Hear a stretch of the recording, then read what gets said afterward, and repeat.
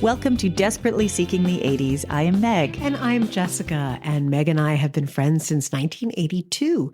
We went through middle school and high school together here in New York City, where we still live. And where we podcast about New York City in the 80s. I do Ripped from the Headlines. And I do pop culture. On my way over here, Jessica, I thought of one thing that you would appreciate. I was on the subway yesterday and I saw from the other side of the tracks, right? So on the opposite track, I saw a huge rat, I mean, the size of Alfie, running not on the track, Jessica, on the platform. The ripple effect that it had with the people. And I mean, I'm at a very safe distance on the other side, but just watching everyone sort of leap one by one, like they were doing the wave. It was crazy, crazy. That is so genuinely appalling and disgusting and hilarious. At least it wasn't you. Exactly. I mean, I was nervous someone was going to accidentally jump onto the tracks. That would have been preferable to touching one of those giant mutant rats. Cat rats. Yeah. Whoa. So that's what I got. It's pretty hair-raising, stomach churning. Are you ready for part 2? As you said, speaking of stomach churning, exactly. Are you ready? Yes, I am. It's time to wrap this really sad, tragic story up. So we're going to do part 2 of the Central Park 5. Okay.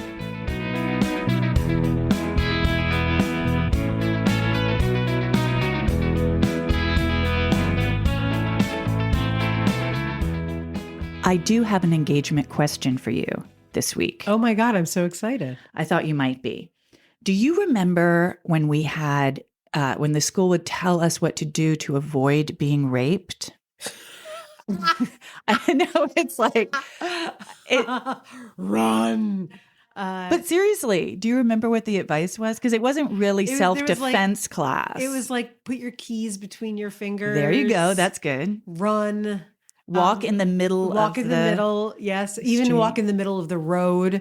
I don't know if I learned this from Nightingale, but cab drivers are your friends. Like, go out into the middle of the road and hail, even if someone's in it, like get in a cab. Oh, I don't know that That one. might have just been my own brilliance. I don't know. What about screaming fire? Screaming fire, throwing your wallet and running. I love that one. I told Jessica, I told Alice that when she was little. Yeah, that's all I can remember.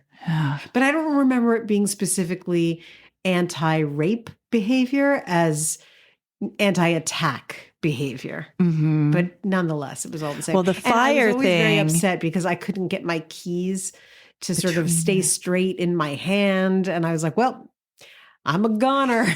That's it. What I remember about screaming fire was that if you did scream something like someone is attacking me or help, that people wouldn't want to get involved. Yeah. And that if you screamed fire, people run towards the fire. They run towards the fire. Curiosity. Look at that. Looky-loos. Interesting. Yeah, dark. Right. It's dark, but when has that ever stopped you? So, all right. Please. So this is it. I'm ready. And again, this is part 2 of the Central Park 5 story, but we're actually going to start a little bit earlier. We're going to start a few months before the attack.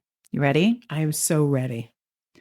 Around lunchtime on Wednesday, September 21st, 1988, Jackie Herbach was sitting in a pew at the Church of the Heavenly Rest on 5th Avenue at 90th Street, right across from Central Park. She thought she was alone in the church until a young man tapped her on the shoulder and asked her for the time.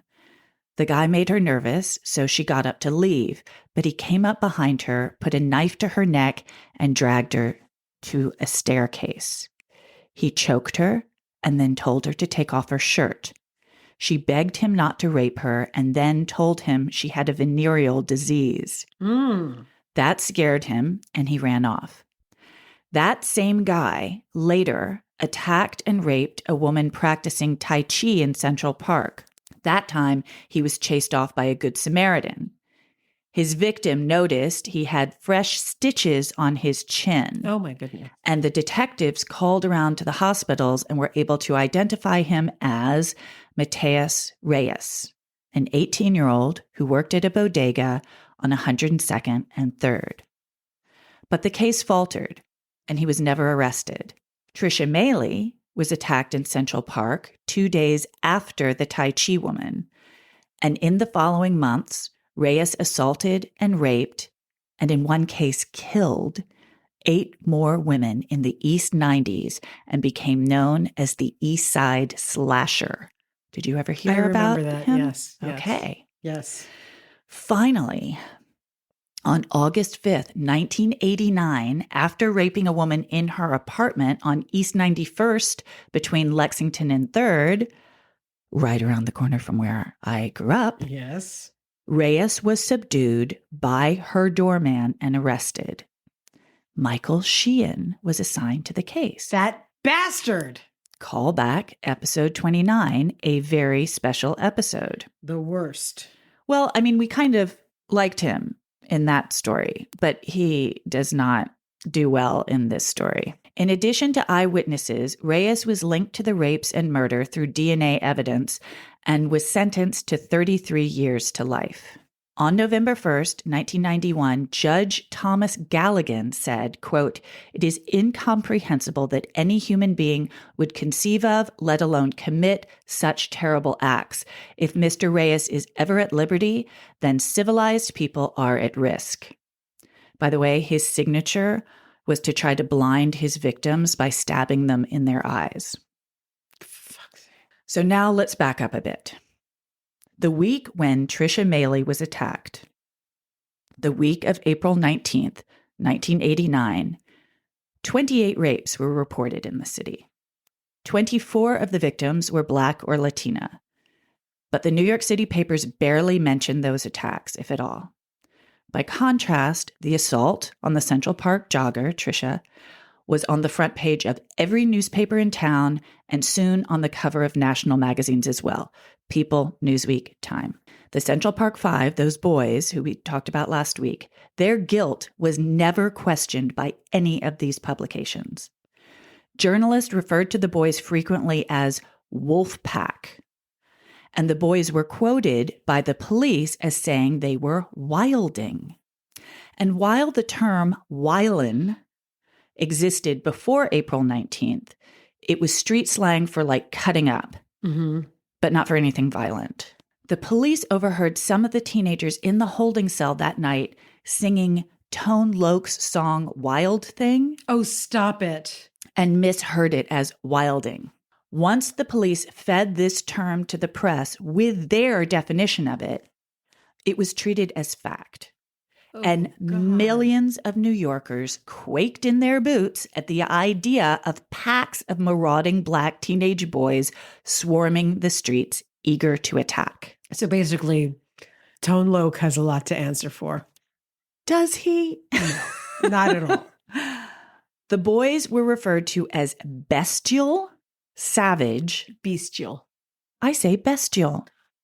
All right. Brutal, bloodthirsty, evil, and mutant. Mutant?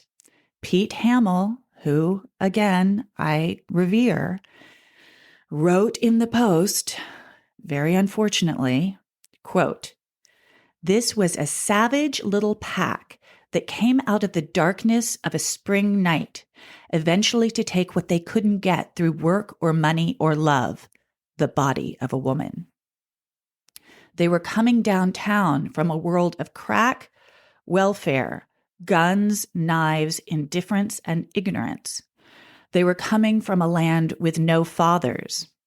They were coming from the anarchic province of the poor and driven by a collective fury brimming with the rippling energies of youth, their minds teeming with the violent images of the streets and the movies.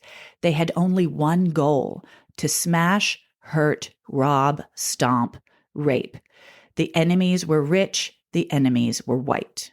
That is the most shocking non-reporting. That's if Pete Hamill were clairvoyant, maybe he would know what movies. Like, that's the most unspeakable He just let nonsense. his imagination go wild, and it went right into a place of just like obvious racism based on none of the things that he said were actually true about these particular boys at all. No, it's completely sickening. Donald Trump took out full-page ads in all 4 of the city's daily papers. Bring back the death penalty for the, quote, roving bands of wild criminals. Death penalty for children. Yeah, Donald Trump. I know, whatever. We don't like. He just every time that there's a moment where you could be really despicable, he manages to rise from the sewer. Ed Koch called them alleged monsters. Okay, all right. Oh, Ed. Ed's trying really hard there. In the meantime, after 12 days in a coma, Tricia Maley began to wake up, and she made remarkable progress in spite of her head injuries. By late May, she was able to form new memories, but the last thing she remembered of the events of April 19th was a 5 p.m. phone call to a friend. She had 0 memories of the assault. Linda Fairstein was the prosecutor who was the head of sex crimes, and she assigned Elizabeth Lederer to the case. We talked about Elizabeth a little bit last week. She videotaped the confessions. Mm-hmm. And we remember Linda Fairstein because she had a lot to do with the Robert Chambers trial. Indeed. From the very beginning, there were serious problems with this case. The prosecutors decided to try the kids in 2 separate groups because some of the confessions contradicted each other. Which you would think, okay, if they contradict each other, then maybe we have a problem here. But instead, they're like, we have a solution. We'll just try them in different groups so the juries won't hear anything that will confuse them. Right? I'm in shock. Wait for this.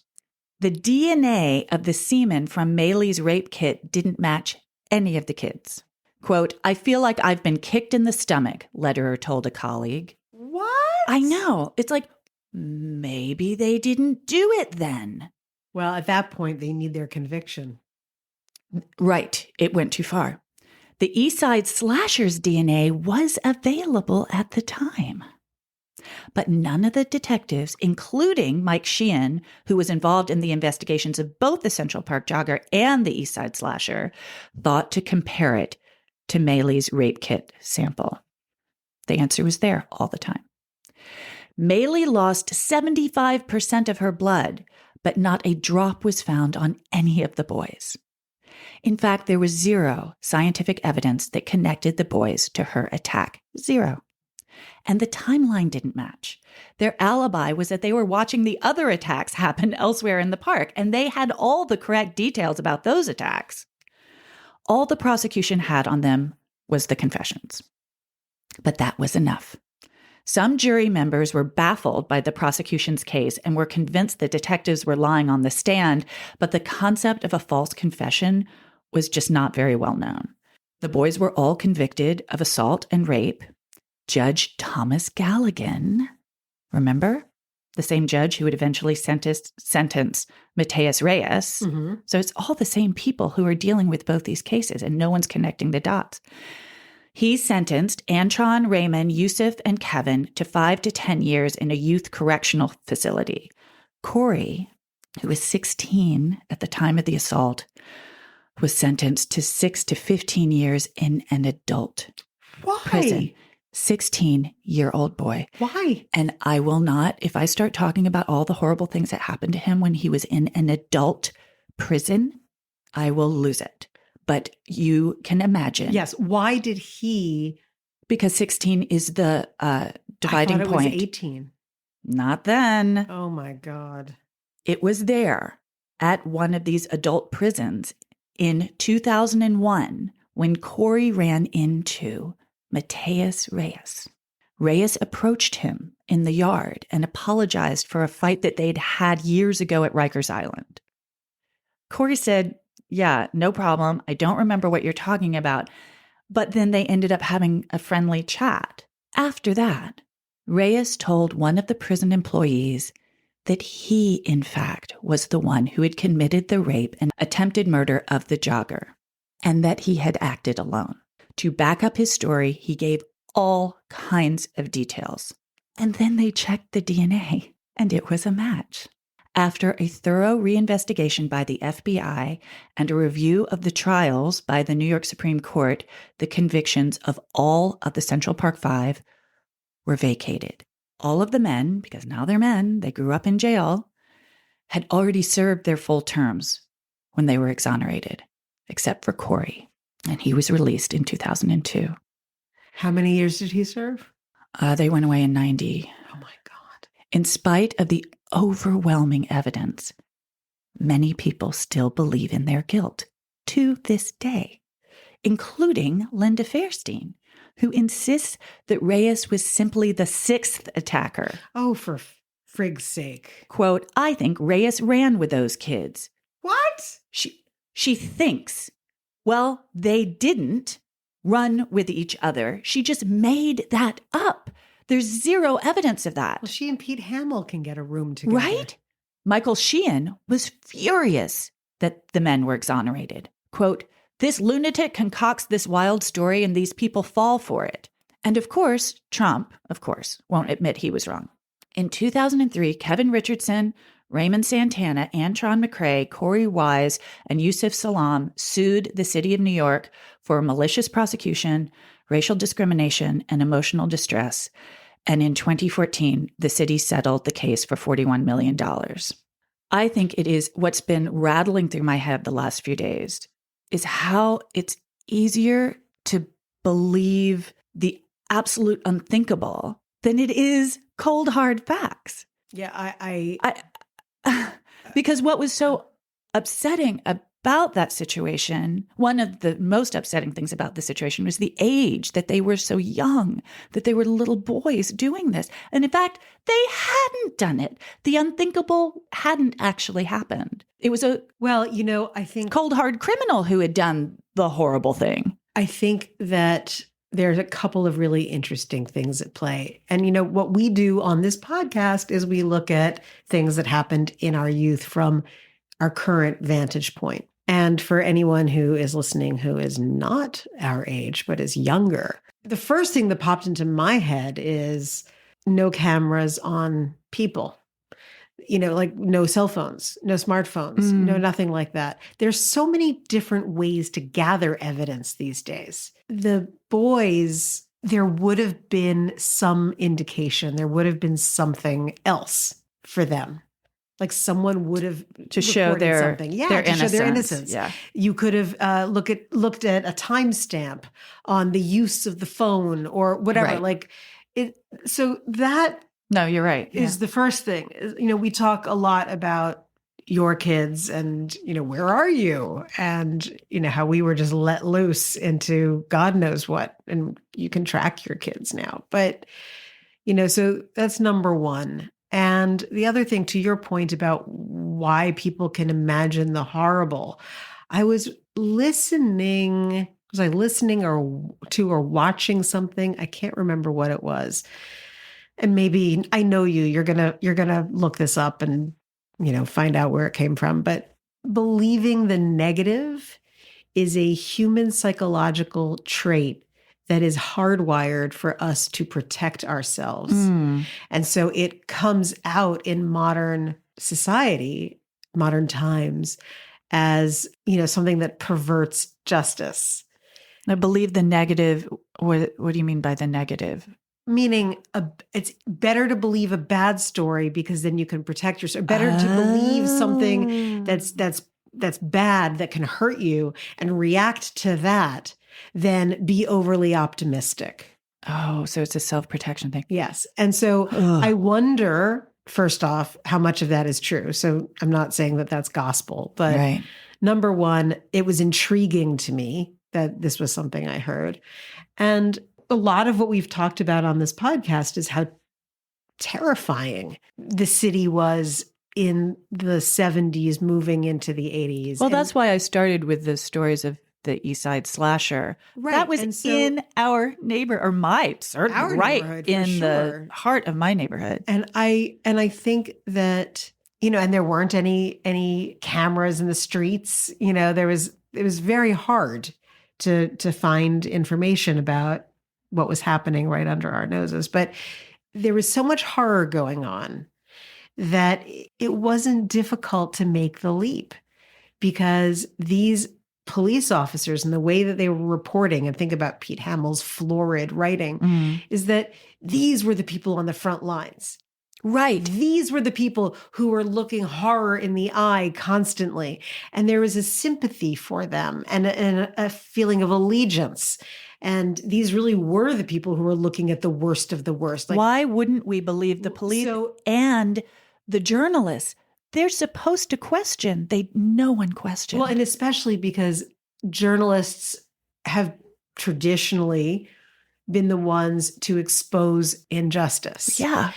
The alchemy was just right for this. I can't get the words warped and perverted out of my head, but that's really what this all feels like, is that it was a perfect mix for wanting to believe the worst, having the worst served up on a platter, and total racism. And for the people who actually did have access to the evidence, for them to explain it away, they were doing backbends. Well, I wonder what was going on in the DA's office at the time, that there was such a feeling of urgency to get these convictions. Like, I read something about how there was a bit of an internal war that, sex crimes wanted it, but another department wanted it too. So it was like, who can handle it better? And then once Linda Fairstein had the case, it does sound like she felt a lot of pressure to see it all the way through. And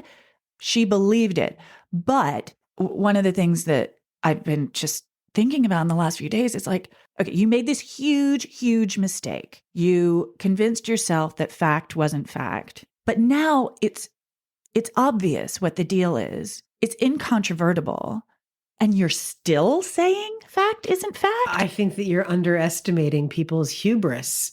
I think you're underestimating the incredible ego and misplaced pride. So depressing to me. I expect it from Trump because he's a lunatic.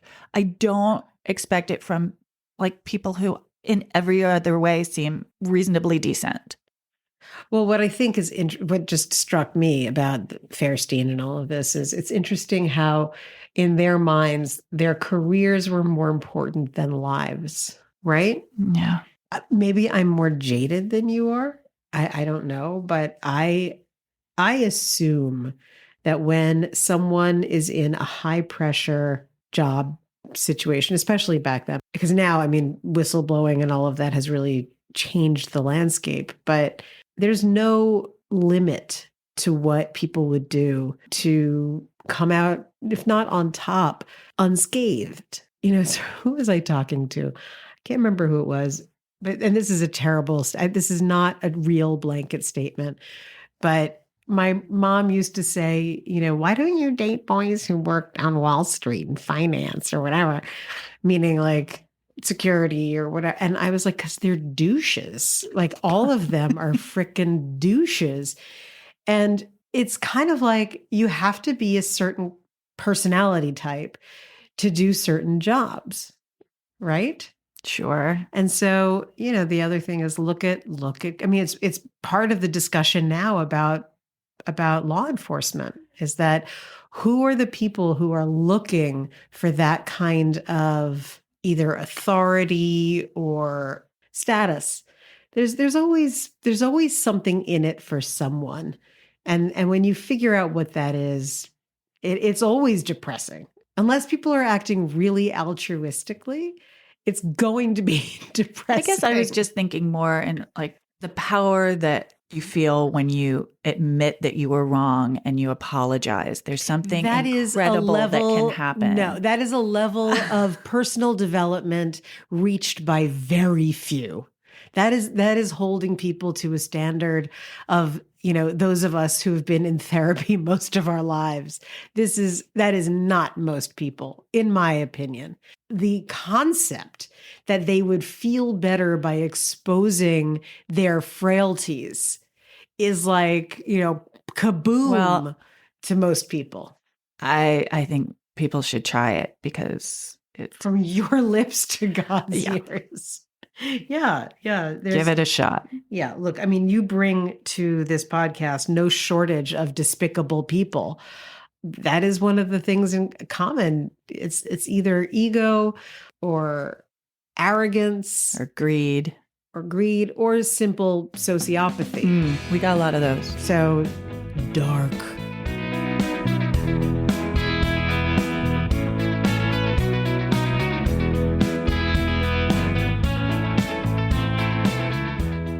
One more thing. Yes.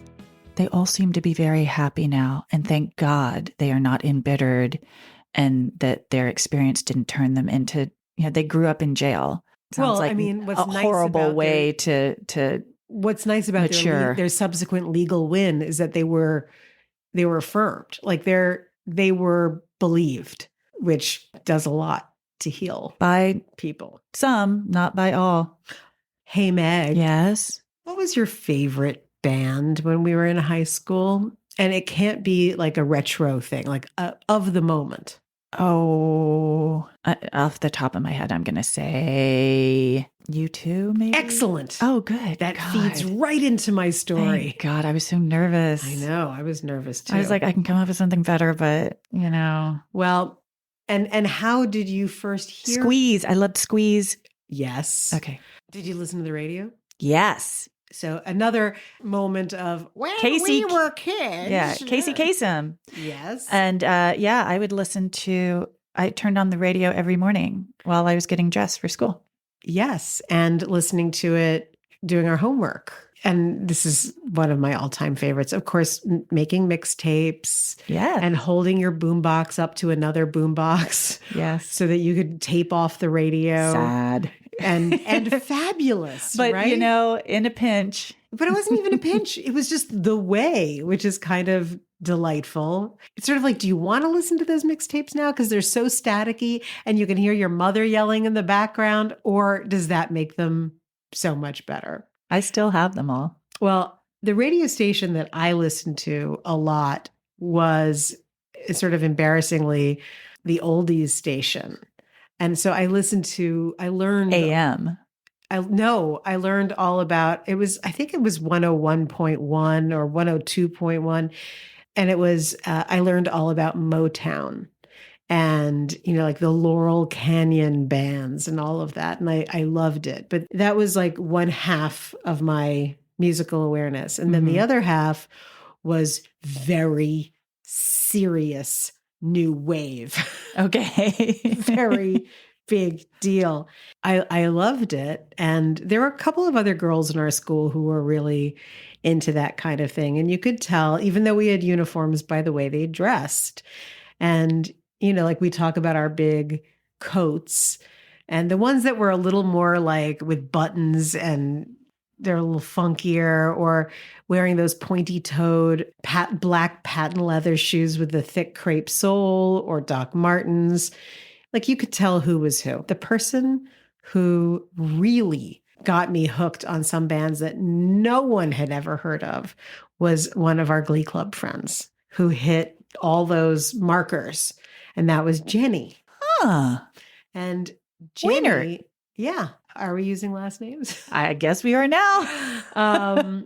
And so Jenny was a year younger than us in school, and she just knew everything. She was a music maniac. And I remember going to her house.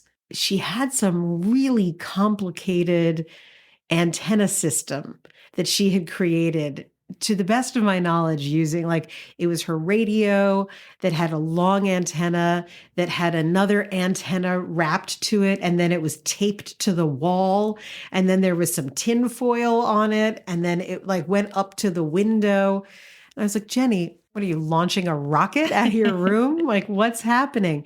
She's like, this is the only way I can get WLIR. Oh, wow. And yes. I was like, what is this LIR of which you speak? And that introduced me to all of this incredible music that I'm about to talk about. But I just wanted to give a quick shout out to BFF of the podcast, Busy, because she called me earlier this week and she said, I have one idea for you. WLIR. And I was like, you're so That's right. great. And she grew up in Westchester. Does it stand for Long Island Radio? Yes, it does.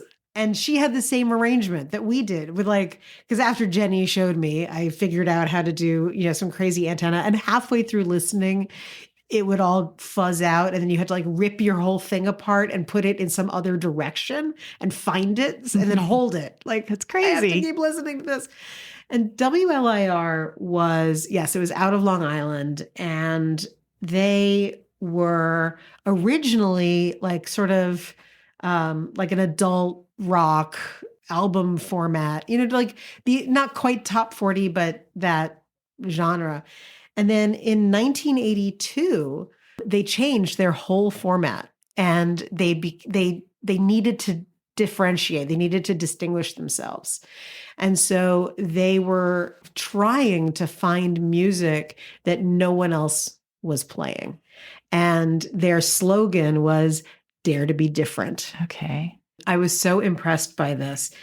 So they had a whole bunch of DJs, and we can put this up on Instagram. I'm not going to waste our time with everybody's name, but these were DJs who, actually chose the records they were going to play. Right. These were people who knew the music. It wasn't like a station manager was giving a playlist, none of that. So these were music freaks.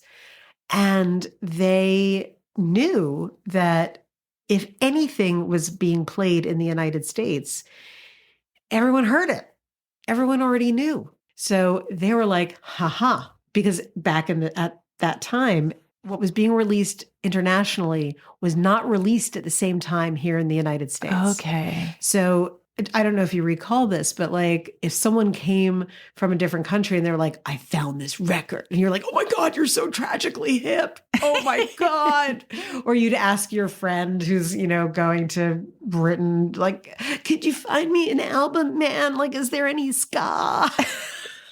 Yeah. So again, what's the big difference between then and now with streaming and everything, needing to hit so many listeners or viewers or whatever, and having everything has an international market? Not the case at the time. And in fact, British bands, I don't know if we've even talked about this, but British bands that were huge would come to the United States and play in a gross honky tonk and have people throw bottles at them, like Bowie and the Clash, or not the Clash, the Sex Pistols. They were tragic. So what these people did was so brilliant. They created a relationship with a record shop in London, and they would get all of the new releases and put them on a plane to JFK, which was really close to where the radio station was located.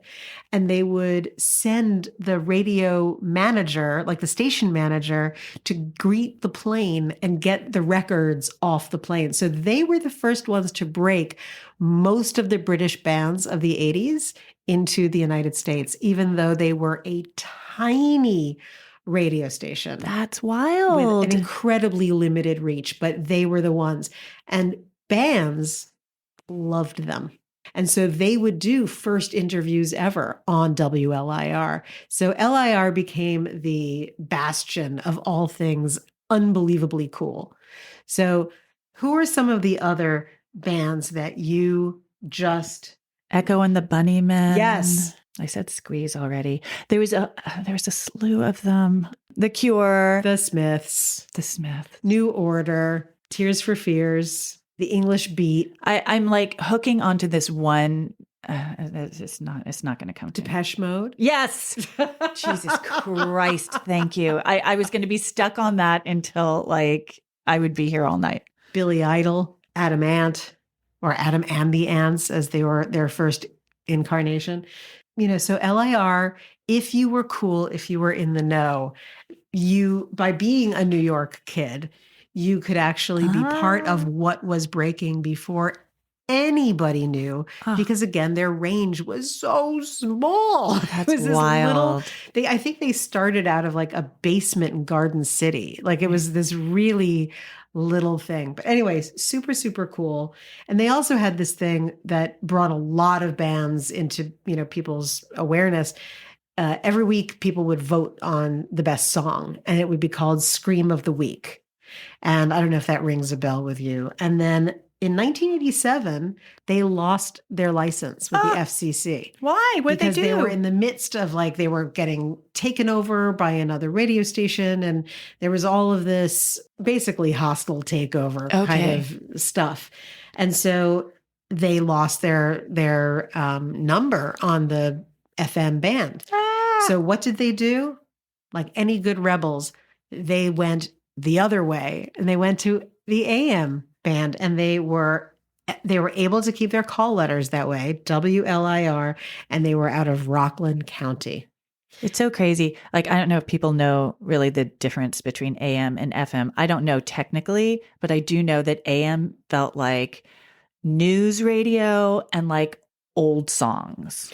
Well, it was mostly talk, interviews, news. Yeah. And oldie stations. And FM was much more hip, kids. It was pop music. Pop music, yeah.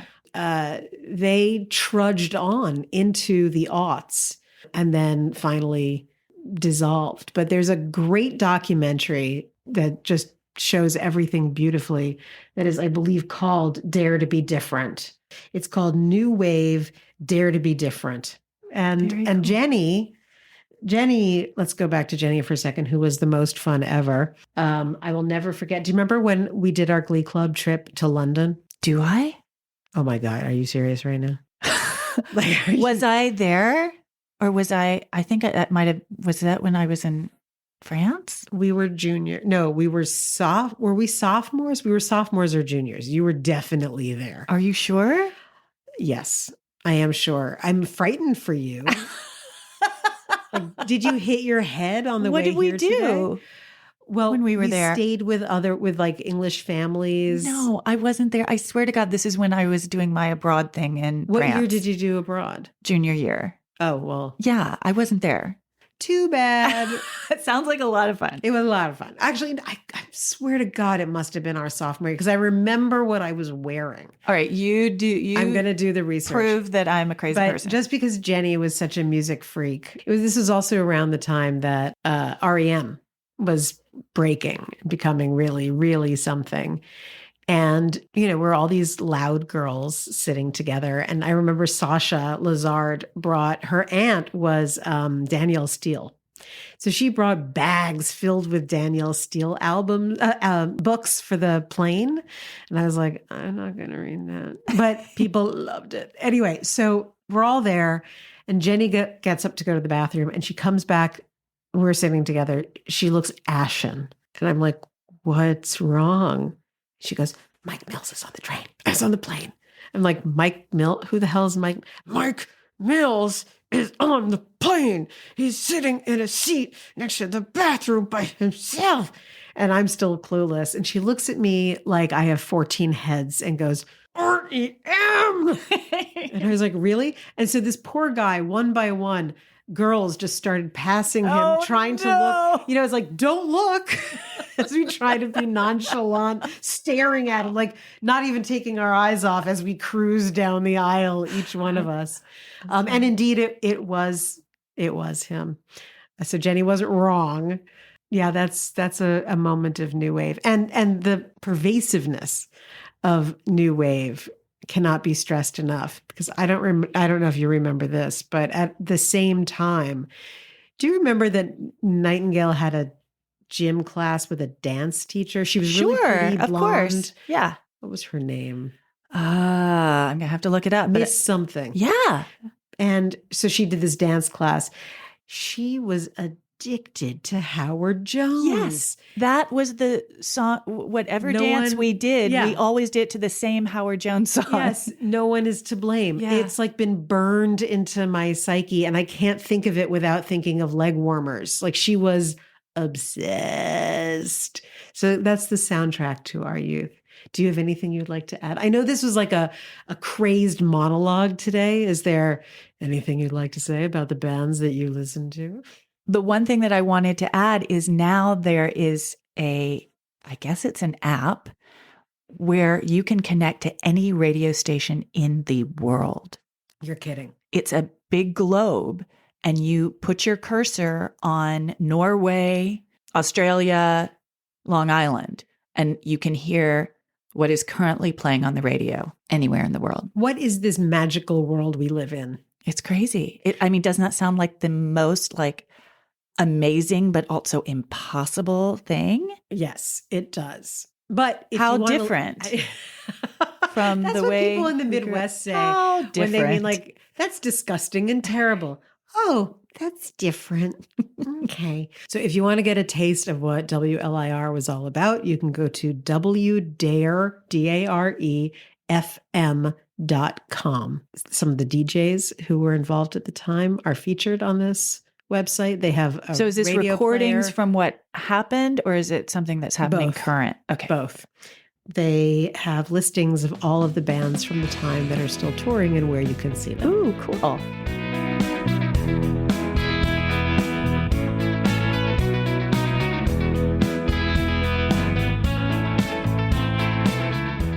I know what our tie-in is. Oh, great. What is it? Well, it's the radio, because those boys were listening to the radio, and that's how they heard Wild Thing. Oh my God. Come Okay. Fine. There you go. But well there's a done. song and a song. No, it's great. It's That's great. it. I have, yes. And Yes, I appreciate for anyone that. who does not know the song Wild Thing, while it is not a good song, It's not. I watched the video of it while I was doing my research. I was like, yeah, I remember that song. yeah, like I regrettably Whatever. remember that. But it is definitely a time capsule moment. So check it out.